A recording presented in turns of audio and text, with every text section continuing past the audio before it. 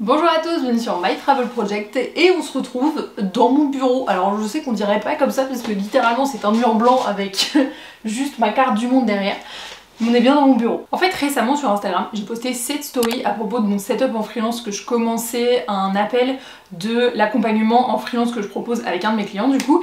Et on m'a posé quelques questions sur mon setup en freelance, qu'est-ce que j'ai comme matériel, qu'est-ce que j'utilise pour travailler en freelance et puis aussi pour voyager quoi. Et finalement le dénominateur commun de pas mal de ces questions c'était genre comment organiser son setup pour travailler tout en voyageant. Et c'est là que l'idée de cette vidéo est venue. Donc personnellement ça m'est déjà arrivé plusieurs fois de bosser en voyageant. J'ai par exemple continué de travailler pendant que j'étais en voyage pendant plusieurs mois en Asie. J'ai aussi fait mon voyage solo en Slovénie pendant lequel je travaillais également. Et ça a aussi été le cas pendant mon voyage dans l'ouest du Canada il y a quelques années. Bref, dans cette vidéo, je vais te présenter deux setups. Donc celui d'ici, c'est-à-dire chez moi dans mon bureau, avec vraiment ce que j'utilise finalement au quotidien pour être genre bien confort et bien bosser. Et aussi tout le matériel et vraiment tout le détail du matériel que j'utilise pour travailler tout en voyageant en tant que freelance. Donc bien évidemment je te mettrai toutes les références de ce que je te présente dans la vidéo dans la description. Et donc c'est parti pour mon setup, on va commencer avec mon setup de bureau. Et donc voilà, ça c'est mon bureau. En vrai t'as déjà dû le voir dans certains vlogs parce que j'essaye de vlogger un petit peu plus souvent. Et donc voilà, ça c'est mon bureau et tu vas voir c'est assez simple mais moi ça me convient très bien. Tout d'abord parlons de l'objet en lui-même, le bureau. Si je dis pas de bêtises, je crois que mon bureau en longueur fait genre 1 m ou 1 m 10, pas plus. En fait je me suis rendu compte que j'avais pas du tout besoin d'un bureau très large. De toute façon ici la pièce ne le permet pas. Mais j'avais vraiment pas besoin d'un bureau large parce que j'ai qu'un seul écran d'ordinateur. Je sais qu'il y a des freelances qui aiment bien travailler avec plusieurs écrans et moi quand j'étais encore salariée dans mon dernier boulot j'avais genre 2 écrans je crois. Et en fait, j'en ai pas besoin. Techniquement, vu que cet écran-là est relié à mon ordinateur portable qui est juste ici, je pourrais très bien juste ouvrir l'écran comme ça et faire en sorte d'avoir un double écran. Mais finalement, j'en ai jamais ressenti le besoin, même si j'en ai la possibilité. Pour revenir sur le bureau en lui-même, je crois qu'il fait 1 m, 1 m 10 de long. En profondeur, je sais plus, mais je te mettrai tout ça dans l'écran. Il a 2 tiroirs ici, donc que tu vois pas à l'écran. Mais en fait, je range 2-3 fournitures de bureau et des conneries, mais enfin, rien qui n'a à voir avec mon activité de freelance, donc c'est pas très pertinent pour la vidéo. Ensuite, si on passe vraiment sur mon setup, très important, une lumière de bureau. Après avoir travaillé pendant des années avec comme seule lumière la lumière de mon écran, je me suis rendu compte à quel point ça te niquait les yeux. Et donc maintenant, dès que la luminosité baisse, même si là on le voit pas parce qu'il y a pas mal de lumière et j'ai dû genre baisser le store pour cette vidéo, j'ai toujours une lampe de bureau avec moi. Là j'ai un coaster, c'est pour mettre mon café ou mon thé. Comme je te disais, j'ai mon ordinateur portable mais je te le présente plus en détail dans le reste de la vidéo. Et là j'ai mon écran. C'est un écran hyper simple de la marque ViewSonic mais qui est beaucoup plus grand et donc beaucoup plus agréable quand tu travailles à un bureau comme ça parce que ça te permet d'avoir littéralement le regard super droit par rapport à l'écran et donc de pas être penché comme ça en mode Quasimodo, ce qui est souvent le problème quand on travaille sur un ordinateur portable. D'où le fait que si tu es en freelance ou même juste si tu travailles de chez toi, investis dans un écran, d'accord? Donc moi j'ai investi dans un écran, je me souviens plus combien il fait de pouces. Le deuxième truc dans lequel j'ai investi c'est cette webcam, donc j'en parle un peu plus loin dans la vidéo mais je ne peux absolument pas compter sur la webcam de mon ordinateur, ce n'est pas possible.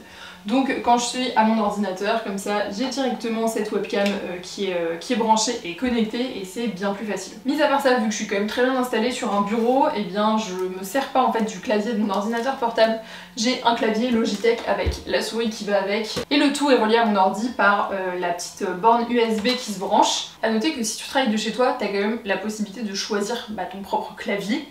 Et il y en a qui préfèrent les claviers mécaniques. Moi je pense que c'est littéralement le clavier premier prix de chez Logitech, mais j'aime bien les touches comme ça, qui sont en termes de sensation, les touches qui ressemblent le plus à celles de mon ordinateur portable. Et c'est ce que j'aimais, donc voilà, je suis pas allée chercher loin, mais moi c'est ce qui me convient. Ce que j'ai également c'est donc évidemment tapis de souris, parce que sur ce revêtement là ça fonctionne pas très bien. Et sinon j'ai un casque, qui à la base n'est pas du tout bien, c'est celui de mon mari, mais il en a un autre. Donc quand je passe des appels en visio, j'ai ce casque avec le micro, on dirait littéralement que je travaille dans un call center.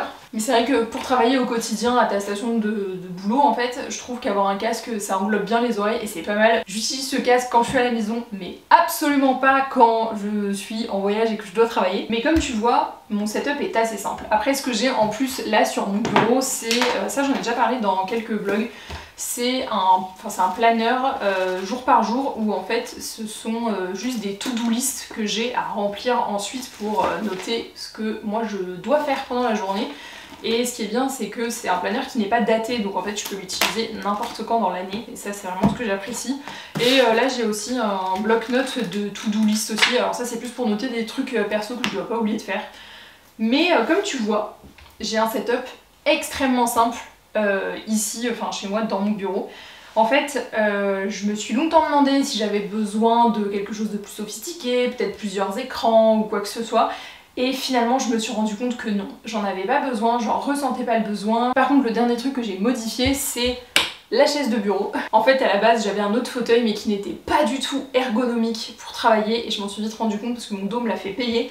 Donc j'ai acheté cette chaise qui est très bien avec un bon support lombaire. Faut savoir que moi j'ai quand même travaillé en mobilier de bureau. Oui, je ne l'ai jamais dit, mais j'ai travaillé en mobilier de bureau, donc je sais ce qu'il faut et ce qu'il faut pas sur une chaise de bureau, d'accord. Et cette chaise-là, eh ben, elle a un bon support lombaire, en tout cas un support lombaire qui me convient, et ça, c'est quelque chose d'hyper important. Si tu es habitué à travailler un peu sur n'importe quelle chaise, c'est normal au bout d'un moment que tu aies des problèmes de dos, et vraiment essaye d'investir. Si je dois te donner un seul conseil sur le matériel chez toi pour ton bureau, enfin pour ton setup, c'est la chaise de bureau en premier, je dirais. Mais donc voilà, ça reste un setup assez basique, je pense qu'il n'y a pas besoin d'investir des 1000 et des 100 au début si tu veux vraiment te créer un espace bureau chez toi, que ça soit pour être en freelance ou juste pour autre chose ou autre projet ou parce que tu travailles de la maison de manière générale. Je pense qu'il n'y a pas besoin d'investir beaucoup au début pour avoir quand même pas mal de confort et bien sûr évidemment d'évaluer en fonction de ses besoins si tu as besoin de plus ou pas. Mais en tout cas c'est le setup dans lequel je suis pour travailler en tant que freelance, je dirais 90% du temps. Et les 10% du temps restant, c'est quand je suis en voyage. Et pour le coup, on va changer d'endroit et là, je vais te présenter littéralement tout le matériel dans les détails de ce que je prends quand je travaille tout en voyageant. Bon, cette fois-ci, on se retrouve face caméra bien installée pour que je te présente vraiment dans les détails le matériel que j'utilise en freelance, mais surtout qui me sert quand je voyage. Bien évidemment, la plupart du matériel que j'utilise en freelance, je l'utilise bien sûr quand je travaille ici, de chez moi, ou juste quand je vais dans un café à Saint-Malo. Mais je veux vraiment te détailler pourquoi chaque équipement que j'utilise me sert quand je voyage, vraiment quels sont ses avantages ou même parfois ses inconvénients, ça peut être bien de le noter aussi. Alors tu vas voir, mon setup est assez minimaliste, j'ai déjà vu des freelances qui travaillaient et voyageaient en même temps qui avaient plus d'équipement que moi pour certaines raisons. Vraiment, je pense que ça dépend des besoins de chacun, moi il me convient personnellement. Et quand tu bosses en freelance, eh bien j'ai envie de te dire que l'ordinateur, c'est peut-être l'outil numéro 1 dont tu as besoin. Plus spécifiquement, quand tu bosses en freelance, qui aimerait, pourquoi pas, travailler et voyager en même temps, c'est-à-dire être digital nomade. Donc, mon ordinateur portable, c'est un Asus. Alors, je te mettrai la référence exacte dans l'écran, parce que c'est genre une suite de chiffres et de lettres que je n'ai absolument pas retenu. Mis à part ça, c'est un ordinateur que j'ai depuis 2019. La taille d'écran, c'est un 13 pouces, et je trouve que c'est vraiment une taille d'écran qui est pas mal, parce que pour avoir testé plus petit avant d'avoir celui-là, je crois que j'avais un 11 pouces, c'est, je trouve, un poil trop petit pour travailler sur ton écran. Je trouve que 13 pouces c'est une bonne taille, c'est une taille d'écran qui est suffisamment grande pour que ça soit agréable pendant plusieurs heures de travail. Mais pour autant, ça reste quand même assez compact pour pouvoir voyager en même temps et donc emporter ton ordinateur. C'est d'ailleurs, je pense, un gros plus de cet ordinateur, c'est qu'il est quand même assez léger, parce que je crois que le poids c'est genre 1,1 kg ou 1,2 kg. Et franchement, si tu cherches à investir dans du matériel qui va te permettre de travailler et voyager en même temps, pour moi, l'un des critères numéro 1, ça devrait être le poids. Un matériel trop lourd, ça va littéralement te plomber le dos, et le truc c'est qu'aujourd'hui, tu peux quand même trouver du matériel qui est vachement efficace, assez performant, et qui soit pas trop lourd. Et moi, c'est vrai que je trouve que mon ordinateur à 1,1 kg, 1,2 kg, c'est très correct comme poids. Donc l'ordi, c'est bon, et avec ça, j'ai évidemment une housse d'ordinateur, voilà. Acheté à la Fnac il y a 6 ans, je n'ai aucune référence pour cette housse. Mais enfin, littéralement, elle a rien de particulier. Hein. Tout ce que je voulais, c'est qu'elle soit d'une couleur unie. Ah non, je crois que j'avais pas de critères, mis à part que ça soit la taille de mon ordi, bien sûr, et une couleur unie. Par contre, un point positif que j'ai remarqué, même si évidemment je l'avais pas acheté pour ça à la base, c'est qu'elle me sert de tapis de souris quand je pars en voyage. Quand je bosse sur des bureaux ou des tables et où ma souris elle glisse pas bien, dépendamment du revêtement.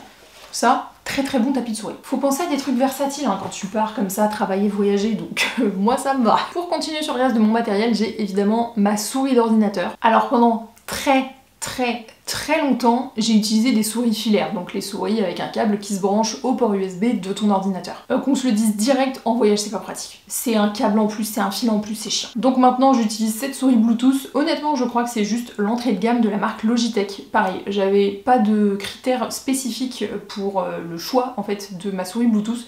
Je voulais juste qu'elle soit légère et littéralement c'est tout.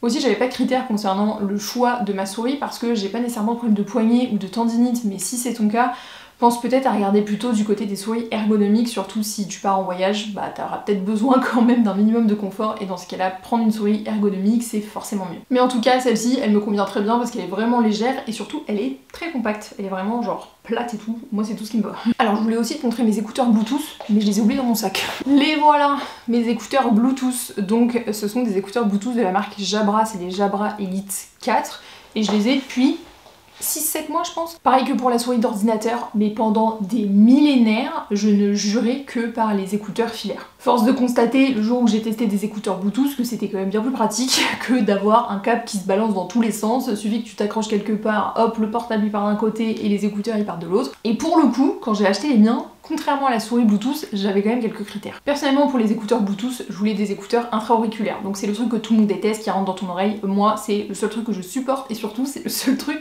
qui tient dans mon oreille.